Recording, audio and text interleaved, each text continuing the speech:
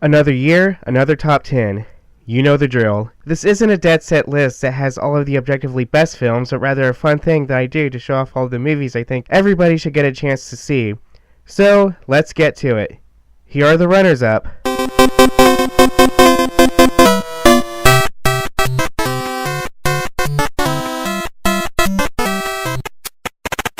Number 10, 22 Jump Street. When was the last time a comedy sequel came to be just as good as the original? Okay, how about some that were good, period? How about a comedy sequel that comes out better than the first? Well, Lord and Miller managed to make all of that happen. It's not just that these guys made a good movie from source material that would make everybody, including yours truly, think it would be a major disaster. It's that these guys decided to go back and do it all over again. After a stunt like that, you kind of get the sense that these guys can almost do anything. Number 9, The Raid 2. Mere words cannot do this movie justice. So...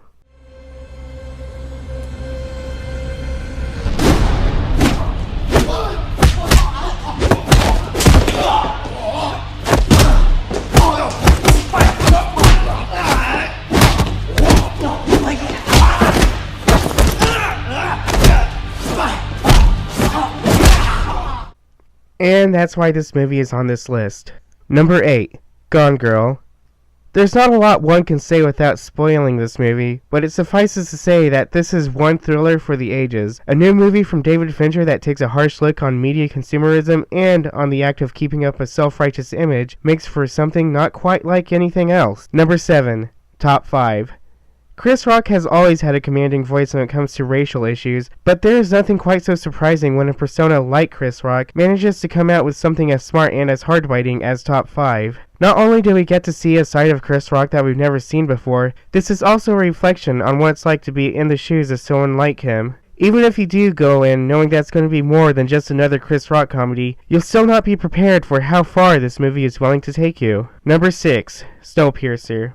Oh boy, another Hunger Games type movie where a bunch of poor people go up against the rich and... Well, here's a movie to come along to show everybody how it's done. Even if the subject matter feels a little heavy-handed at this point, Snowpiercer comes out on top by being smart and never losing its edge all the way through, by giving us an interesting setting and real emotion throughout the whole thing. Number 5, Guardians of the Galaxy. A movie with a talking tree and a raccoon carrying a laser gun? How can this movie be any good at all without it being a joke? But luckily, with a good cast, a tight script, and a big dose of fun, Guardians of the Galaxy is another winner from this whole Marvel experiment. If Marvel can do any wrong, they have yet to do it, even with this movie where all Vin Diesel says is, "I am Groot."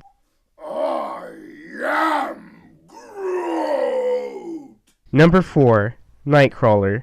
A movie where Jake Gyllenhaal plays a ruthless sociopath who climbs up the work ladder through illegal sensationalist media makes for one compelling story. Not only does the movie feature an excellent performance from Gyllenhaal, it's shot in an engaging and an almost hypnotic way. But if that wasn't enough, the film goes above and beyond with a very potent and prevalent theme on American culture and the blunt reality of the American dream. To say anything more would take away the fun, so here's your chance to go see it now. Number 3, The Edge of Tomorrow. Or maybe it was called All You Need Is Kill.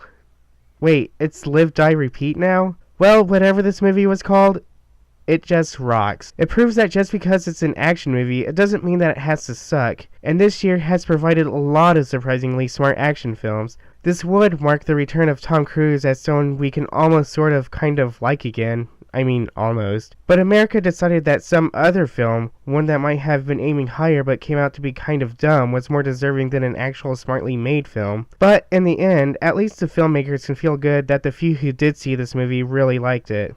Number 2, The Grand Budapest Hotel.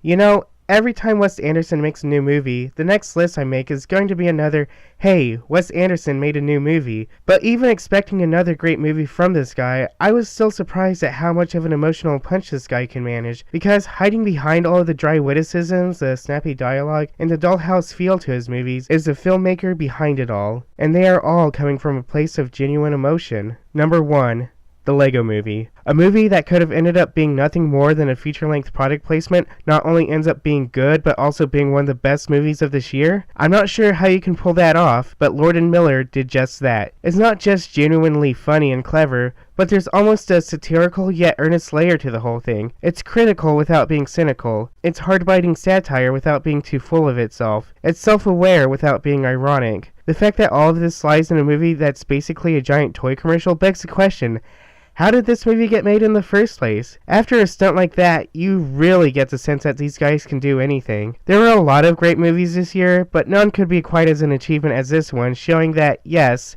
everything is awesome. Everything